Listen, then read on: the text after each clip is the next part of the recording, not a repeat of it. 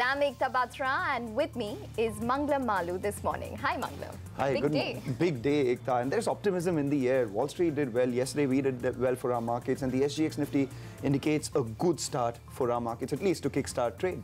Yes, absolutely. And besides the budget, we have big numbers. Absolutely. We have State Bank of India, which will be releasing its numbers today. So that would be an important cue as well. But the Narendra Modi-led government will unveil the interim budget just in a few hours from now. Remember, this is the last budget before the general elections in May later this year. Let's take you through the big expectations. Increased investment in areas such as agriculture is being expected, but the big questions that are on everyone's mind are: how big will the farm package be? Will it come from overestimating revenues, or will it come from underestimating expenses? The other crucial element to watch will be the estimate for GST collections in FY20 and if the Finance Minister will announce any cuts in personal tax or corporate tax. Individual taxpayers will await any announcement on tax exemptions. On the divestment front, government likely to up the target from 80,000 crore rupees in 2019 to 1 lakh crores in 2020. Well, on to some macro data then. The Indian economy grew at over 8.2% in FY17, the year of demonetization. This according to the new GDP data, which shows a sharp 110 basis points upward revision.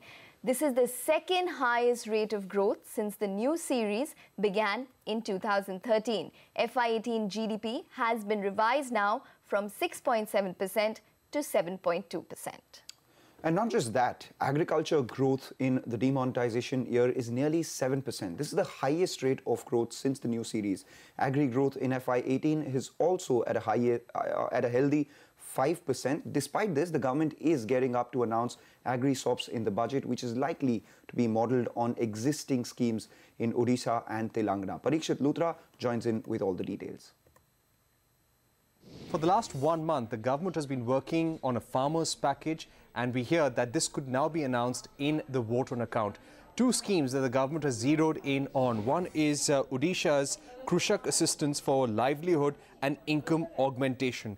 The government believes that this is a better scheme than the Raitu Bandhu scheme of Telangana. Remember, these two schemes have been in consideration for a while now as part of that farmers package. The reason why this Krushak Assistance scheme is considered to be better is because tenant cultivators also come under it.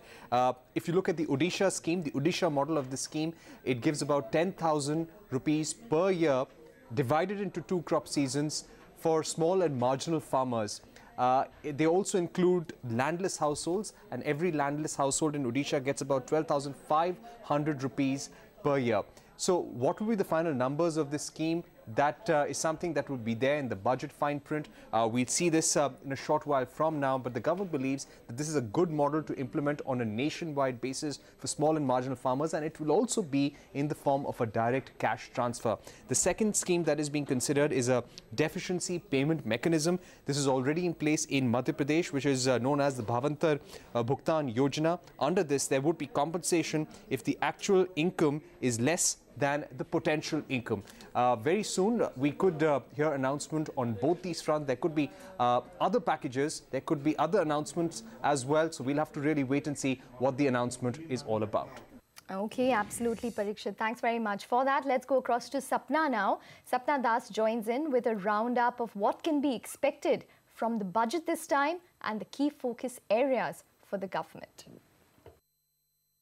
Well, of course, the big focus, or rather the big expectation, is the announcement of a possible farm relief package. CNBC TV 18 has been kind of reporting consistently on that front, and we're given to understand that the scheme that may be announced, could be a combination of the Kalia scheme that's on in Odisha right now, and also the MSP scheme of Madhya Pradesh, the Bhavantar scheme that we are talking about. It could be a combination of both, and the benefits, of course, will accrue through the direct benefit transfer system. Wherein the cash transfer will happen directly in the accounts of the farmers. That's what we're given to understand. Obviously, the government, may look at the marginal and the small farmers is what we are given to understand.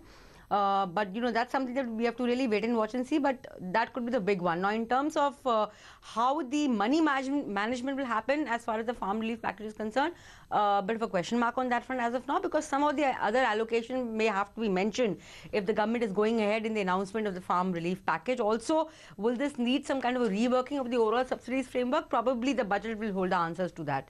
That's first. Second, of course, expectation also running very high in terms of some relief coming in for the middle classes, and I suppose here the intent of the government would be to basically give some kind of a direction as far as where are the tax rates, the personal income tax rates, the income tax slabs, and most critically probably where is the exemption limit headed. So that's a big expectation. If something comes out on that, I suppose it will be probably even bigger than the farm relief package, but at least a statement of intent would be quite obvious. The third aspect, of course, is in terms of the overall focus on the MSME sector, poverty alleviation, and giving relief to the common man. So these are the key themes of the interim budget, and probably on expected lines. Fourth, very quickly, what will happen to the fiscal deficit targets? Well, we are given to understand at least FY19 revised estimate. They're going to be broadly on the ball in terms of the 3.3% number. That is not moving much. Probably it may not move at all, is what we are given to understand. We have to wait and watch and see what really comes out. RE of FY19 is going to be important. Having said that, we are also given to understand that possibly the finance ministry at this stage, at the state of the interim budget, is not asking for any recapitalization for public sector banks. Probably that is a number that you'll have to watch out for in the July budget.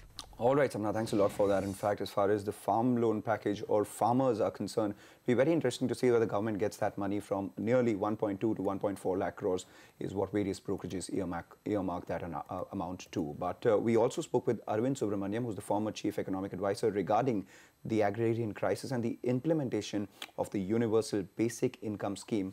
Let's hear out what he had to say on that. Schemes like Raitu Bandhu and Kalya are in the spirit of a universal basic income. All right. Now, what we have proposed, most recently, this quasi-universal basic rural income, is just a kind of acknowledgement that the political opportunity for this has been created by the agrarian distress. Let's begin with a version of universal basic income. Let's apply it to rural India because that's where the distress is most acute. And let's try and do better than existing schemes that are trying to address a similar problem. The center and the states need to come together, both to find the resources and to implement it. So in our scheme of things, 1.3% of GDP, it's about 18,000 per year per household. The way it would work, as I envisage, is that 1/3 of that 6,000 rupees would be given unconditionally by the center. And then the other 3,000, which would make up half the 18,000, would be take the form of telling the state governments, look, we give you money for centrally sponsored schemes.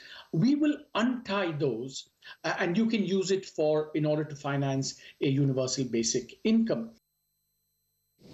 Okay, that's some important opinion coming in there. Well, we'll take a quick break now, but up next, ahead of the government's last budget before elections, we will get you all the cues you need to know for trade this morning. Stay tuned.